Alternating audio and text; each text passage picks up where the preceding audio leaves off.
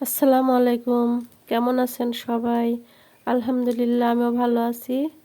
আজকে আপনাদের সাথে জলপাইয়ের আচার রেসিপিটা শেয়ার করব। দেখতে থাকুন কিভাবে আমি জলপাইয়ের আচার তৈরি করি। এভাবে জলপাইয়ের আচার তৈরি করলে সারা বছর রেখে খেতে পারবেন। কোনো রকম ছত্রাক বা কোনো রকম নষ্ট হবে না। প্রথমে আমি কড়ার মধ্যে দিয়ে দিয়েছি বেশ কিছুটা রসুন কুচি করে বা থেতো করে দিয়েছি, আর এলাচ আর কিছুটা দারচিনি দিয়েছি। এখন এর মধ্যে দিয়ে দিব সরিষার তেল।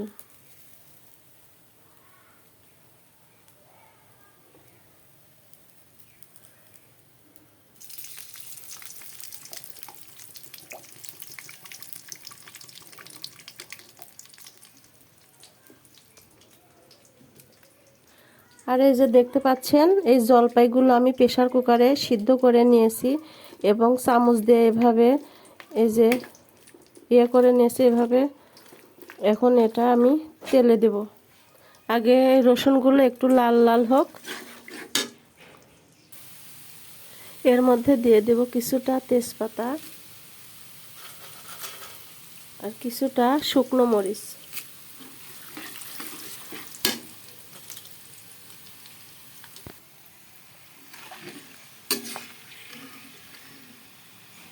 সমস্ত মশলা একদম সুন্দর বাদামি কালার হয়ে গেছে।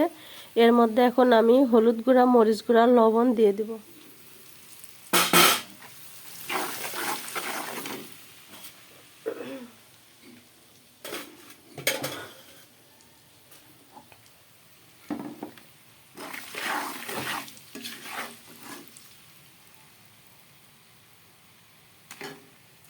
এখন আমি এর মধ্যে এই যে সিদ্ধ করে রাখা জলপাইগুলো দিয়ে নাড়াচাড়া করব। চিনিটা আর একটু পরে দেব।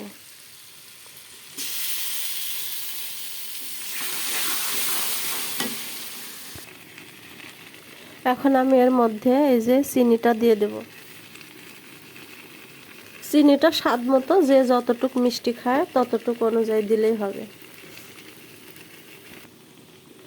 আচারের আসল মশলাটা এখন আমি তৈরি করে নেব। যে মশলাটা না দিলে আচার কোনো টেস্ট হয় না। মশলাটাই হচ্ছে আসল। আপনারা দেখেছেন যে আমি তেলের মধ্যে কিন্তু রসুন, দারচিনি, এলাচ, তেজপাতা আর শুকনো মরিচ এটা দিয়ে তেলে দিয়েছিলাম, কিন্তু পাঁচফোড়নটা আমি তেলে দিইনি, কারণ ওটা তিতা লাগে। এখন আমি এই যে পাঁচফোড়নটা সুন্দর করে ভেজে নিয়েছি। পাঁচফোড়ন, দারচিনি আর কিছুটা এলাচ শুকনো খোলায় ভেজে নিয়েছি। এটা এখন আমি গুঁড়া করব। আর এই যে শুকনো মরিচ শুকনো খোলায় ভেজে নিয়েছি, এটা এখন গুঁড়া করব। দেখুন আচারের কালারটা কত সুন্দর হয়ে এসেছে। আর এখন আমি এর মধ্যে দিয়ে দিব এই যে ভিনেগার। অল্প একটু ভিনেগার দিব। আর এই ভিনেগারটা কিন্তু আচারকে সমস্ত ছত্রাকের হাত থেকে রক্ষা করে। ভিনেগারটা দিলে আচারটা অনেক সুন্দর থাকে, ভালো থাকে, নষ্ট হয় না।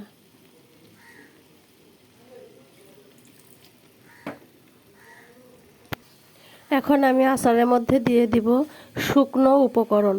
তো কি কি দেখুন, এখানে আছে চিলি ফ্লেক্স, এখানে আছে পাঁচফোড়ন ভেজে গুঁড়া করে নিয়েছি, এখানে আছে দারচিনি, এলাচ ভেজে গুঁড়া করে নিয়েছি, আর এখানে হচ্ছে জিরা, ধনিয়া ভেজে গুঁড়া করে নিয়েছি। এই সমস্ত শুকনো উপকরণগুলো এখন দিয়ে নাড়াচাড়া করব। এটাই হচ্ছে আচারের আসল মশলা। এটা না দিলে কিন্তু আচারের কোনো টেস্ট বা স্বাদ কোনোটাই আসবে না। এটা দেওয়ার পরে ওয়াও, কত সুন্দর একটা ঘ্রাণ বের হয়েছে।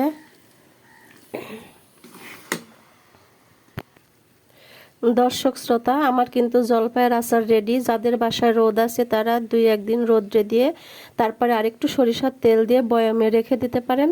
আর যাদের বাসায় রোদ নেই তারা আর একটু সময় ধরে গ্যাসের চুলায় নাড়াচাড়া করে আর একটু শক্ত হলে তারপরে আবার একটু সরিষার তেল দিয়ে বয়ামে রেখে দিলেই সারা বছর সুন্দর থাকবে জলপাইয়ের আচার। আমার কিন্তু জলপাইয়ের আচার রেডি।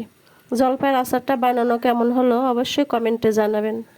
রাখছি তাহলে, আল্লাহ হাফেজ।